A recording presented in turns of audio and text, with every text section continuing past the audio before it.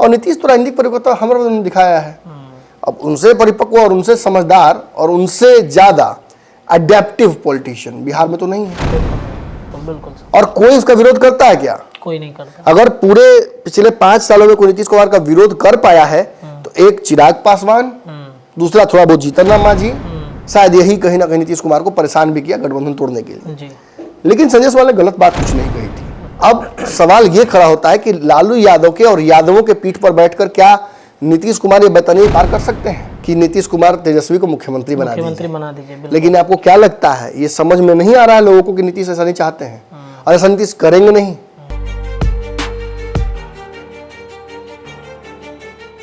नमस्कार, पंचनामा देख रहे हैं आप, जहां पे हम करेंगे खबरों की चीड़फाड़। देखिए, देश भर में कई पर्व आते हैं, उन पर्व में आम आदमी के लिए वो काफी खास होता है, लेकिन देश में एक ऐसा पर्व आता है जो नेता और मंत्रियों के लिए खास होता है, वो है चुनाव का त्योहार। चुनाव आते ही बिहार हो या फिर देश भर की राजनीति हो, बदलाव लेती है। पंचनामा के माध्यम से हम आपको लगातार खबरों की चीड़फाड़ कर रहे हैं कि बिहार की राजनीति किस तरफ करवट ले रही है, नीतीश कुमार क्या करना चाहते हैं, नीतीश कुमार के साथी जो हैं यानी उनके जो जदयू के लोग हैं वो क्या कुछ करना चाहते हैं। तमाम चर्चाएं और चीड़फाड़ तो जारी है, लेकिन एक बार फिर से बिहार की राजनीति में बड़ी करवटें बदलने वाली है। काफी कुछ बदलाव देखने को मिल सकता है। देखिए, इंडिया गठबंधन की नींव नीतीश कुमार के द्वारा तो रखी गई, लेकिन इंडिया गठबंधन की 3 बैठक के बाद अब ऐसे 3 महीने बीत चुके हैं 3 बैठक के खत्म होने के बाद, लेकिन लग नहीं रहा है कि अगला बैठक संभव हो पाएगा। क्यों नहीं हो पाएगा?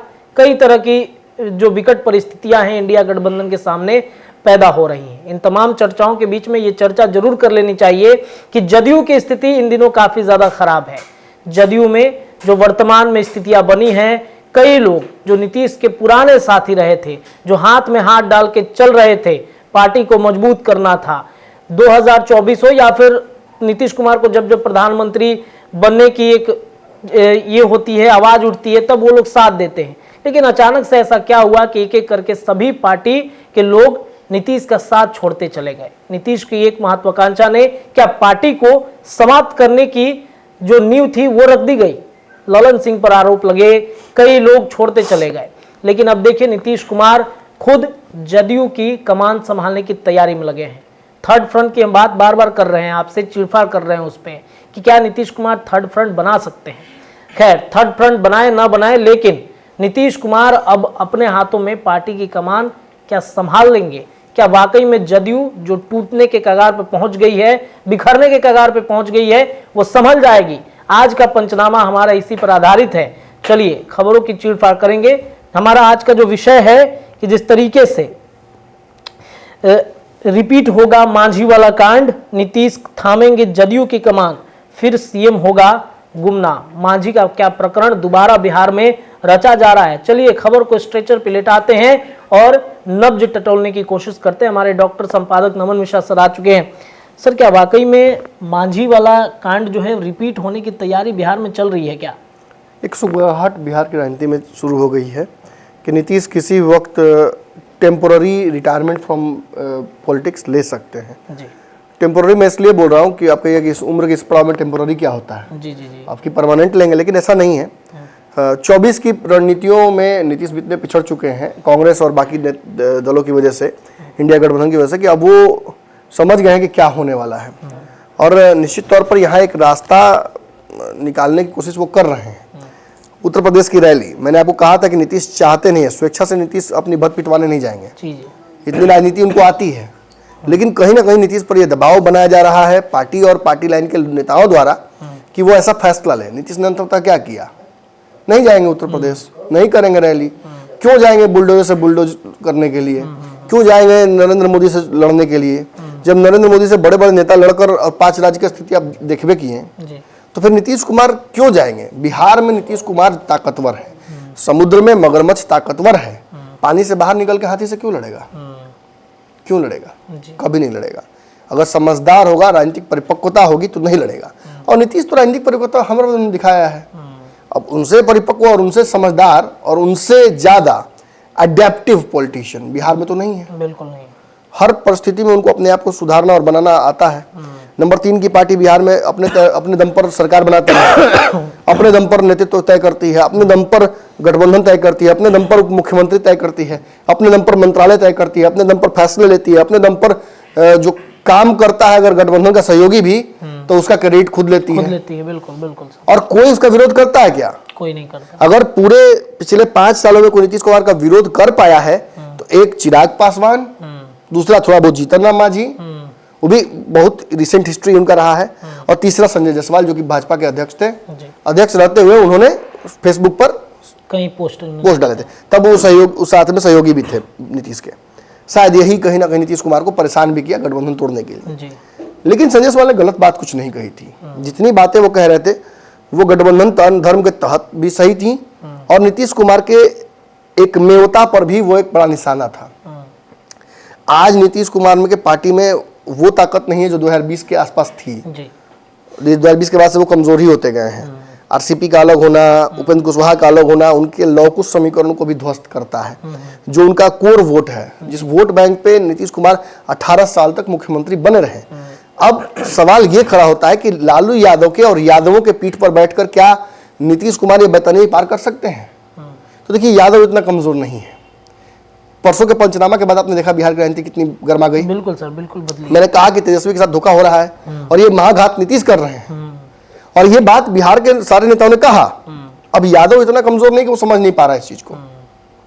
सारे बिहार के यादव इस चक्कर में नीतीश कुमार की जी हजूरी कर रहे हैं कि नीतीश कुमार तेजस्वी को मुख्यमंत्री बना दीजिए। लेकिन आपको क्या लगता है, ये समझ में नहीं आ रहा है लोगों को कि नीतीश ऐसा नहीं चाहते हैं, और ऐसा नीतीश करेंगे नहीं। सबको समझ में आ रहा है। करते तो 6 महीना पहले ही कर दिए होते जब। हाँ, सभी चुप इसलिए है क्योंकि तेजस्वी चुप है। इसीलिए मैंने परसों कहा था कि तेजस्वी जी आपको बोलना पड़ेगा। आके बोले भी अब हाँ, और आके बोले भी। अब और कोई रास्ता बच नहीं रहा है जी। एक बात और है, यहाँ से नीतीश कुमार की राजनीति या उनकी पार्टी बहुत मजबूत होती मुझे दिख नहीं रही। किसी सिनेरियो में ऐसा कोई सिनेरियो बन नहीं रहा है। तो आखिर नीतीश कुमार की पार्टी का होगा क्या? देखिए, एक बड़ी बात ये हो सकती है कि नीतीश कुमार अपनी पार्टी को पुराने किसी नुस्खे से सुधार लें। ये टेम्पोररी कुछ ना कुछ मैंने कि अब आईसीयू में चला गया तो थोड़ा सा लाइफ सपोर्ट दीजिए। तो ये काम ललन सिंह नहीं कर सकते, ये अशोक चौधरी नहीं कर सकते हैं, ये संजय झा नहीं कर सकते हैं, ये इस पार्टी के कोई और नेता नहीं कर सकते हैं। ये उतनी काबिलियत उनमें नहीं है। ये नीतीश ही कर सकते हैं। मतलब जिसकी गाय है वही इसको दूह सकता है, वही इसको सानी पानी गोद सकता है। अब बात नीतीश कुमार की, तो नीतीश कुमार निश्चित तौर पर राजनीति में तो वो काफी परिपूर्ण है जी, काफी मजबूत है, और उनकी बुद्धि भी बहुत तेज है इस मामले में। लेकिन आज परिस्थितियां और उम्र का ये तकाजा राजनीति में उनको उतनी जो कहा जा सकता है कि फ्रीडम नहीं देता है पॉलिटिकल, कि वो इतनी बड़ी कमिटमेंट को कर लें। बिल्कुल सर। ना तो वो पूरे देश में घूमकर इंडिया गठबंधन को मजबूत कर सकते हैं, अब ना अपनी पार्टी को मजबूत करने के लिए बिहार के हर बूथ तक जा सकते हैं। इसके लिए उन्हें सीपे सालारों की आवश्यकता पड़ेगी। अब पार्टी जिस तरीके से दो फाड़ हो गई है, ललन सिंह और अशोक चौधरी वाला जो मैटर है, इसकी वजह से भी समस्या है कि ये जिम्मेवारी वो ललन सिंह को भी नहीं सकते हैं, ये जिम्मेवारी वो अशोक चौधरी को नहीं सकते हैं, ये जिम्मेवारी किसी व्यक्ति को नहीं सकते हैं, क्योंकि किसी पर भरोसा नहीं किया जा सकता है। ऐसे में पिछली बार जो पार्टी का बैठक हुआ था बिहार में, कार्यकारी राष्ट्रीय, उसमें एक अमूलचूल परिवर्तन हमने देखा था। हमने देखा था केसी त्यागी वाला पूरा चैप्टर जी। हम देखा था केसी त्यागी खुद को कैसे अलग किए। ललन सिंह का एक पूरा समीकरण ललन सिंह गढ़ने में लग गए थे कि पार्टी को हाईजैक करना है, सारे अपने लोगों को अपने जगह फिट करो, आरसीपी के लोगों को बाहर करो, उनके लोगों को शांत करो। इस दौरान केसी त्यागी भी कहीं ना कहीं गायब हो गए फ्रेम से। लेकिन आप याद रखिए कि नीतीश कुमार जब भी राष्ट्रीय राजनीति में आगे बढ़ने की कोशिश करेंगे, दिल्ली की राजनीति और दिल्ली का तख्त जो है उस तक पहुंचाने वाला, उसके इर्द गिर्द घुमाने वाला उनका एक ही टूर गाइड है, वो केसी त्यागी है। कल अंतर में पवन वर्मा हुआ करते थे और भी नेता थे, लेकिन आज नीतीश कुमार के पास कोई अगर हथियार है तो वो केसी त्यागी ही है। लेकिन केसी त्यागी से भी अलग करने वाले कौन है, नाम हम लोग नहीं लेंगे, लेकिन जनता समझ रही है। जी। पार्टी में इतना कंट्रोवर्सी क्रिएट करने वाले कौन लोग हैं, वही हैं जो नीतीश कुमार के आसपास है। नीतीश को दिवा स्वप्न दिखाने वाले कौन लोग हैं कि नीतीश प्रधानमंत्री बन जाएंगे। सीपा सलाहकार, जो व्यक्ति नीतीश कुमार को दिल्ली लेकर गया, जो बेंगलोर लेकर गया, जो मुंबई लेकर गया, क्या वो व्यक्ति नीतीश कुमार को प्रधानमंत्री के आसपास भी बनवा पाया। एक पूरा नेक्सस काम कर रहा है पत्रकार से लेकर जदयू नेताओं का, जो पटना से लेकर सिलीगुड़ी और दिल्ली से लेकर बेंगलोर तक बैठकें करता है, टेबल टॉक करता है, एक पूरा भ्रम बनाने की कोशिश करता है कि नीतीश कुमार से बड़ा नेता इस देश में पैदा ही नहीं हुआ। और उसका प्रतिफल क्या होता है कि जो नीतीश कुमार अपने प्रदेश में कमजोर होते जा रहे हैं, जिनकी पार्टी प्रदेश में वेंटिलेटर पर चली गई है, वो राष्ट्रीय स्तर पर ये सपना देख लेते हैं कि मैं प्रधानमंत्री ही बन जाऊंगा। होता क्या इसका वास्तविकता क्या होती है, वेकअप टू रियलिटी, कि नीतीश कुमार और कमजोर हो जाते हैं, जमीनी स्तर पार्टी टूटने की स्थिति आ जाती है। अब नीतीश कुमार, अब ये सियासी गलियारों में चर्चा, ये चर्चा हम नहीं कर रहे हैं ना, ये मैं दावा कर रहा हूँ, लेकिन सियासी गलियारों में आज पूरे दिन कल से मैं सुन रहा हूँ ये चर्चा हो रही है कि नीतीश कुमार एक बार फिर से पार्टी का कमान लेने जा रहे हैं। राष्ट्रीय कार्यकारिणी की बैठक जो दिल्ली में होगी, उसमें नीतीश कुमार पार्टी की जो राष्ट्रीय अध्यक्ष की कुर्सी है वो अपने पास रख सकते हैं। देखिए, इसका मतलब ये नहीं कि नीतीश कुमार खुद ही राष्ट्रीय अध्यक्ष बन जाएंगे, किसी और को वो कुर्सी दे सकते हैं वो। ये भी चर्चा चल रही है कि वो खुद भी रख सकते हैं। ये सारी बातें एक साथ चल रही हैं। कहा जा रहा है कि केसी त्यागी का भी प्रमोशन हो सकता है। अपने आसपास के कई 3-4 लोगों को, मंगली लाल मंडल है जो बिहार के पूर्व प्रदेश अध्यक्ष थे, वशिष्ठ नारायण, इन सब का भी नाम कॉन्स्टिट्यूशन में चल रहा है। इनमें से भी किसी की लॉटरी लग सकती है। तो ये एक बड़ी बात है। इस पर हमने आगे भी आपको पंचनामा में किस्तों में बताएंगे। आज जो लिमिटेड नाम है क्या, विजय चौधरी नहीं, और भी नाम है, लेकिन लिमिटेड इंफॉर्मेशन जो हमारे पास आज है, उन नामों में हम आपको यही बताने की कोशिश कर रहे हैं कि एक बड़ी बात अगर हो जाए कि जदयू के राष्ट्रीय अध्यक्ष का फैसला आ जाए तो चौंकिएगा मत। एक और बात जान लीजिए कि नीतीश कुमार अगर इस तरह की कोई तैयारी पे लगते हैं तो बिहार में तत्कालीन एक बड़ा राजनीतिक, जो मैं कहता हूं एक तरह से इमरजेंसी सा हो जाएगा। क्योंकि नीतीश जब पार्टी की कमान संभालेंगे तो कई तरह के बनारस बोल रहे, महाराष्ट्र और असम जैसा खेल होने की संभावनाएं हैं।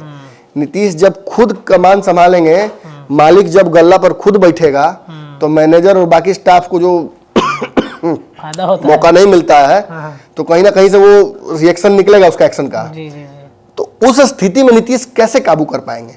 अब इसके बदले में चर्चा ये चल रही है कि नीतीश फिर से माझी वाला कांड रिपीट कर सकते हैं।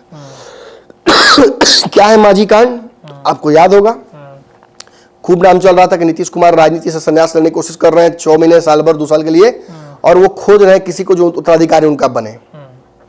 उस चक्कर में आरसीपी सिंह, बड़े बड़े नेताओं का नाम सामने आ रहा था, लेकिन नीतीश ने किसको बनाया? माझी को। ऐसे ही अगले माझी की तलाश चल रही है। इसलिए बिहार में सर बयानबाजी चल रहा था। रत्न सदा का बयान सुनिए, सदा का बयान काफी चर्चा में है सर। वो श्रवण कुमार का बयान सुनिए जी। सारे नेता एक्टिव हो गए हैं जो नीतीश के आसपास के हैं।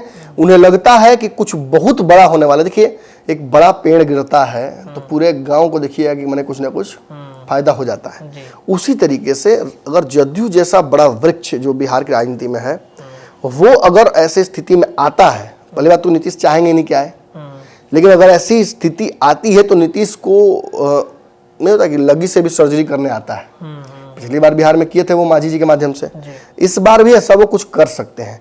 अब यहाँ एक बड़ा सवाल ये खड़ा होता है कि क्या राजद ये सब भी बैठे बैठे देखेगी?